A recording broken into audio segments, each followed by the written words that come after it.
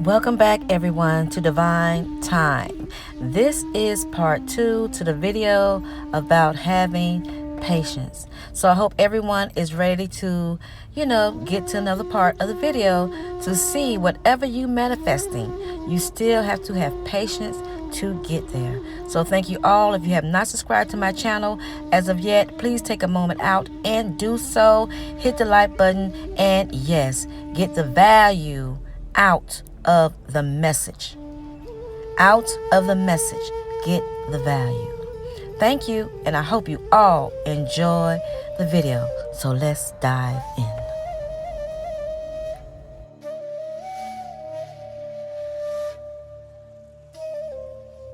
it's time to elevate and go higher and get tapped in to your roots, to the better part of you, to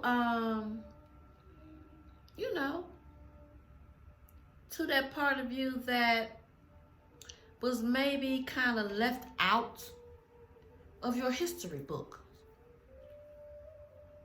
of your culture. And when I think about Egypt and the pharaohs and the kings and the queens and so much greatness was going on with the herbs and the spices. And that is one reason why I just love the herbs so much and the oils. And I didn't know at first why I was so connected to the incense and just loving so much of the earthly things until I got tapped in. Well, Nefertiti did have to teach me a lot. When she came in, that helped me better understand myself. Why do I love herbs so much? Why do I love herbal baths so much? Why do I like frankincense and myrrh, opium? And those are very good healing items, oils that can be used for anointing. Once when I was in church, we used to have, and they still do, they still have it. They had the anointing oil where if you're from a small size church, they don't do them like in the big churches and the mega churches. They don't do it that I know of.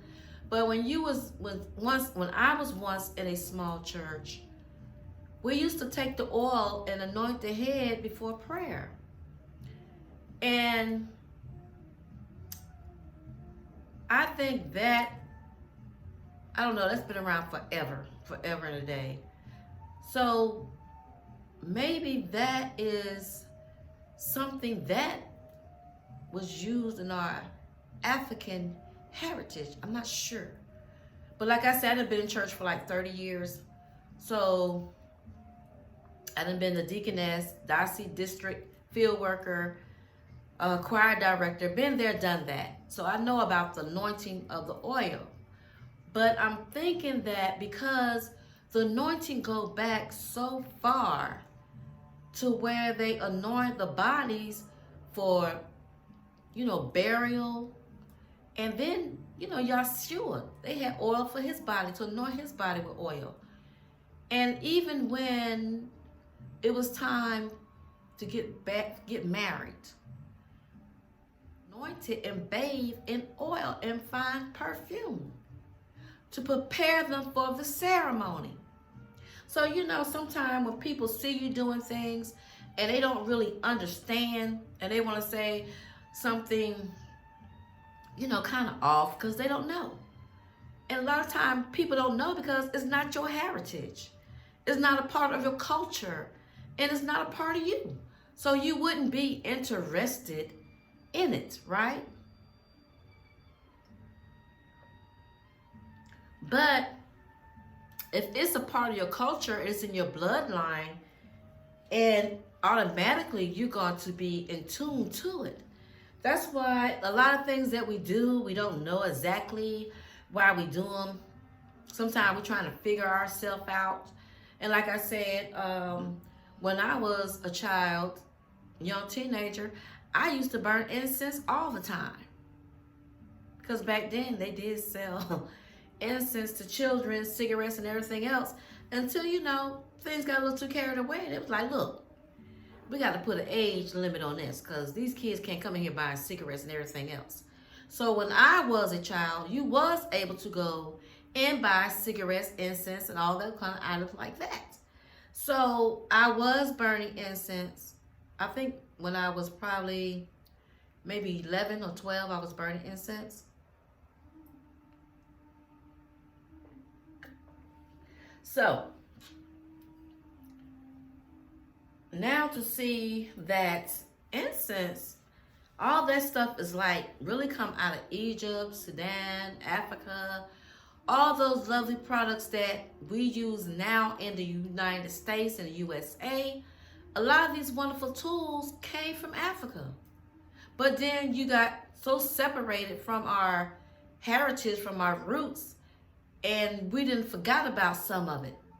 So some people, they came and set up shop and start bringing oils back. The Muslims came in and brought incense, oil, black soap, shea butter, great stuff that we can use because we can adapt to it because it's already a part of us. So it's easy for us to say, oh yeah, I'm going to get some of that shea butter because it's good for my skin. Or yes, I can take some black soap because yeah, it's good. So we know the benefit of it. But when it comes down to herbs and spices, sometimes people look at you to do a step back. Oh, well, what they doing that for? Why they got to use that? Well, everything is not all evil. Only if your mind is evil, okay? Everything is not all bad unless you put it there. So there are wonderful tools that our ancestors was using to heal the body. So you didn't have to use medicine all the time. We call him a medicine man. So we had people that had spiritual gifts that know how to heal you. So that's why sometimes when you go, to church and you need a special prayer, the first thing they do is they grab the oil because they know to anoint so they can get that spirit to work and for they can get their healing and a manifestation of their deliverance. This is going to be the end of the video, and I hope each and every one found some valuable tools and to be patient. Patient, waiting on your manifestation. What goals are you going to? What are you trying to reach? Your accomplishments. This, relax, and enjoy your experience. If you do not have any spiritual tools, you can go on my website, enchantedesires.us, and you can purchase your bath salts, or you can even get your sachets to hang in the closet, put in your dresser drawer, drop in your purse. If you need any spiritual tools, you can contact me personally and I will cater to your needs spiritual-wise. I will give you the tools you need to elevate, uplift your spirit man, your spirit being. Many blessings to each and every one, and stay tapped and in tune with not only just me, but with yourself. Smudge daily, 2 or 3 times a day, as much as possible. Keep your atmosphere clean and keep rising like the phoenix to the top.